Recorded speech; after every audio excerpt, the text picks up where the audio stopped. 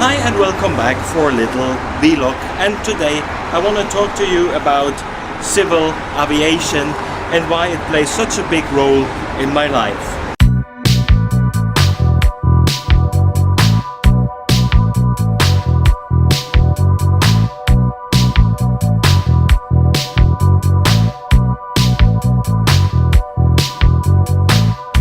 First of all, I have to explain, I'm one of the unlucky ones who tried to become a pilot, but at the end it didn't really work out. It was for a big German airline where I tried. Unfortunately, you only have one try to pass the test, and after that you cannot do it again.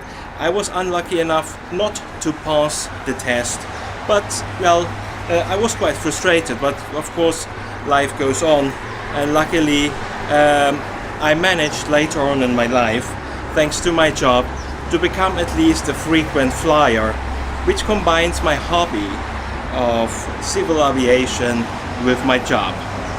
So that answers your question already. I think it's the most frequently asked question on all my videos. Are you a pilot? No, I'm not a pilot. I'm just a frequent flyer for my job. It takes me through many countries, through the Middle East and Africa, and on private holidays mainly it takes me to the Far East. Except of this year you will see something different. It will be European again. You can be tuned for that. Maybe in 2 months you will see some European videos. So, but back to aviation. I just want to share some of the greatest events I had on a plane. It was one significant one which happened about 7 years ago. Unfortunately, I was not filming that much at that time yet. I only have some little snapshots which I took out of when I was sitting actually in a cockpit of a plane when it was flying. So it happened like this, long story short. I was flying from Dammam, where I made my last vlog, to Riyadh. And when we were there in Dammam on the ground, the plane broke down and it had an engine problem. And while everybody was sitting in the plane, some mechanical guy came, opened the engine and started to work on it while everybody was watching it. And you can imagine that's maybe not the best thing to do when everybody is still on the plane. So the airline realized that, and they said, okay, you go back to the airport building. It will take around 4 hours to fix the problem, and then we go and fly to Riyadh.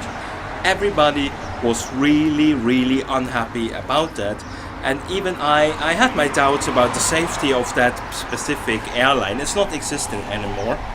And I said to my colleague, maybe we should not fly with that plane at all, because I don't like what's going on.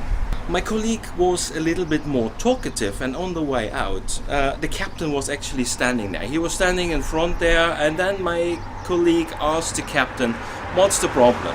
And he said, yeah, there's a problem with the starter of the engine. He cannot fly without that. And if we fix it, if the engine becomes on, there's basically nothing to worry about. So, okay, that seemed plausible enough for us. But then I had this idea, which was, I asked the captain, when we come back and board your plane, can I sit on the jump seat? And the jump seat is in the cockpit, right in front in the cockpit, behind the captain and the co-pilot.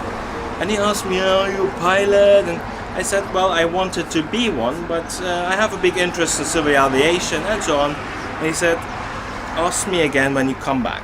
So after all these hours, we came back, we boarded the plane. I went straight to the captain, asked, so what now?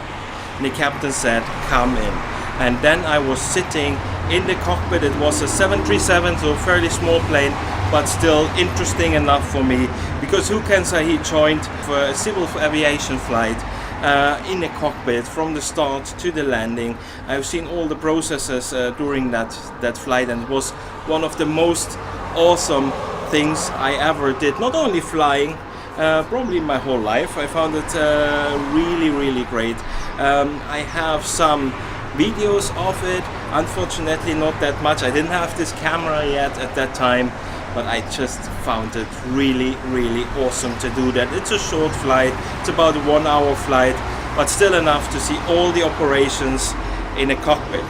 Second thing I did was a rather crazy flight, and that was happening in Nepal. When I was there, I did once a mountain bike tour through the Himalayas. Also at that time I was not filming that much, unfortunately, otherwise you would have seen a very interesting video, I believe. So there we had to fly in a much smaller plane than that one. Maybe you know the Twin Otter plane. Has two propellers, very small plane, and it can land at very short landing strips. And with that I was flying into the Himalayas, and it was from a town called Pokhara, which is the second biggest town in Nepal, to Yumsom in the Himalayas. And it was very, very spectacular to fly in that small plane. It took off.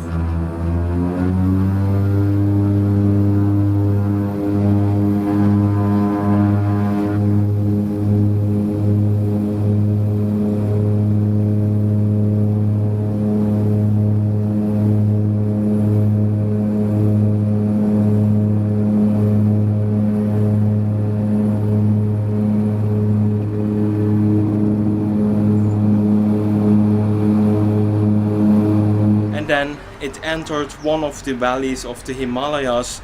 The plane cannot fly as high as these mountains, also the whole flight was through that valley like this and that, and the plane, the Twin Otter, has no cockpit door, so sometimes you could see a solid rock wall through that door in front of the cockpit, and we all got scared, of course. But the captain was an old daredevil. He managed to fly the plane, even though in high winds, through that valley. And then the landing was also, the plane passed over a little temple hill and then went down for the landing, which is next to a river. You really have not much time to react. The descent has to be very, very quick, but landed safely. But I think everybody in that plane was sweating like me right now because they were scared. Unfortunately, I heard some bad news, especially of that plane. You know, planes have unique numbers. It's called the tail number. You can see it here. It's printed on the wing. Each plane has its own code. And the plane I was flying in Nepal, exactly 1 month after I was flying with it, during the landing, it crashed into the river next to the landing strip. So I was really lucky. It was the same flight number and the same tail number of the Twin Otter plane, which unfortunately now does not exist anymore. Nobody died, that's the only good news of that. So also there I was lucky, but it was a significant flight I did in my life. So these are just two short stories which I wanted to share. I said I don't want to make this vlogs too long. I just want to give you an idea what will happen next. So now here in Dubai the Ramadan has started, and I'm planning to show you what is traditionally done when the sun, which is now still high up, what is happening when the sun goes down and the evening. That I will show you in my next video. If you like these vlogs, you have seen now sometimes I put little buttons. You can subscribe to my channel, you can click directly on the playlist. I would appreciate if you do that, or maybe give me a comment. Do you like flying? Maybe you are scared of flying. Tell me why. Let's talk about it. Put it in the comments. I will for sure reply to you, and then we will see. Or tell me where are you going next. Maybe that's for me, for example, my next flight will be a short one again to Bahrain, which is just over there, 1 hour flight. That will happen next week. So far then, stay tuned. Please, as I said, press the like button, subscribe to my channel, and we see each other in the next video.